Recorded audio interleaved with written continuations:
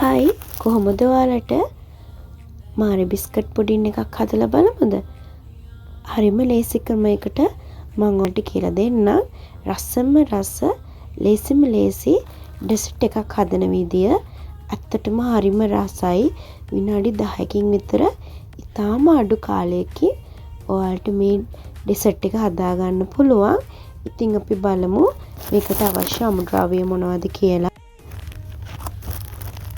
අපි Marie biscuit packet 3ක biscuit අරගෙන තියෙනවා. ඒ වගේම ෆ්‍රෙෂ් මිල්ක් අරගෙන තියෙනවා. එතකොට අපි කොකෝවා,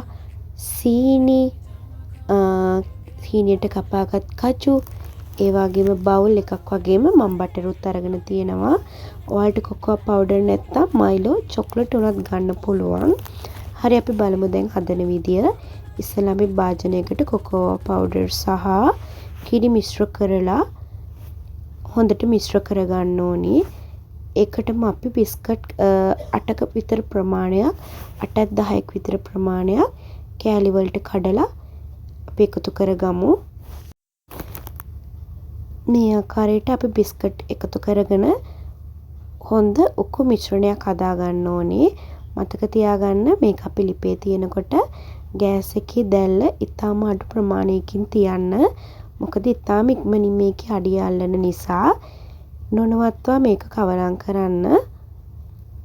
ඉතින් අපි උකු මිශ්‍රණයක් හදා ගන්නකම් මේක කවලම් කරගමු.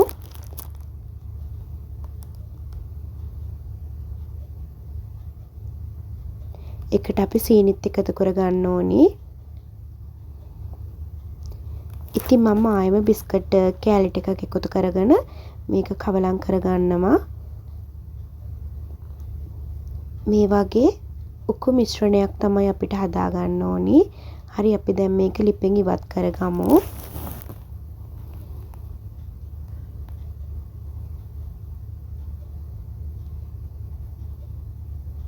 දැන් මම මගේ භාජනයේ බටර් ටිකක් ගාලා තියෙනවා.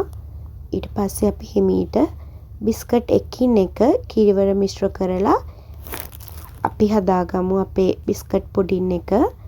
ඉස්සෙල්ලාම අපි මාරි එක ගානේ අරගෙන කිරිවල තෙමලා අපි එක ලයර් එකක් හදාගමු. හරිම පරිස්සමින් මේ වැඩේ කරන්න ඕනි. මොකද බිස්කට් කඩා ගන්න එපා. එකවර 2-3ක් පොඟවන්න යන්නත් එපා.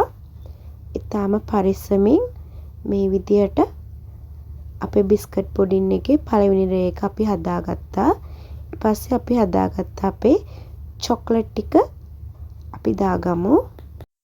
ඊට පස්සේ අපි මේ හදාගත්ත චොක්ලට් සෝස් එක හැමතැනම ගෑවෙන පරිදි අපි මේක හදාගමු.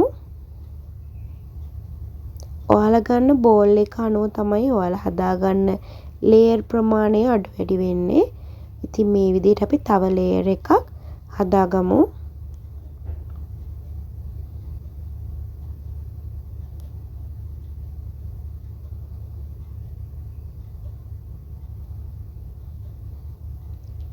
ඉතින් අපි ආයෙම කලින් හදාගත්ත චොක්ලට් සෝස් එක ඒ විදිහටම හැමතැනම ගෑවෙන විදිහට අපි හදාගමු.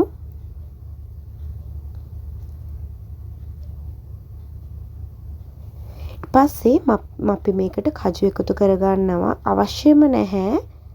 ඔයාලට අවශ්‍ය නම් එකතු කරගන්න පුළුවන්. ඊට පස්සේ අපි කලින් විදිහටම කජු එකතු කරගත්තට පස්සේ තව ලේයර් එකක් හදනවා.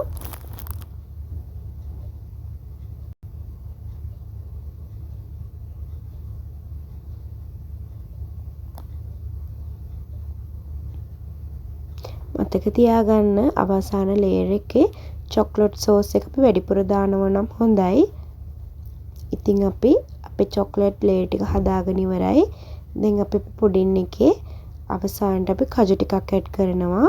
ඔයාලට ඕන නම් චෙරි උනත් ඇඩ් කරගන්න පුළුවන්. ඉතින් අපි මේ විදිහට අපි චොක්ලට් පුඩින් එක හදලා ඉවරයි. ඉතින් අපි ෆ්‍රීසර් එකේ තියලා පැය දෙකකට පස්සේ අපි අරගෙන බලමු.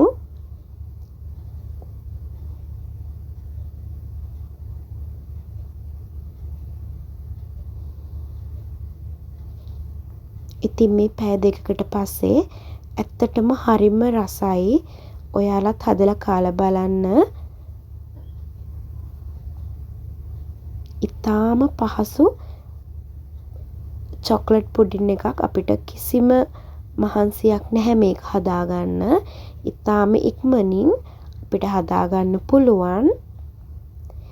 එහෙනම් කාලා බලලා ඔයාලත් හදලා කාලා බලලා කමෙන්ට් එකක් දාන්න. Thank you.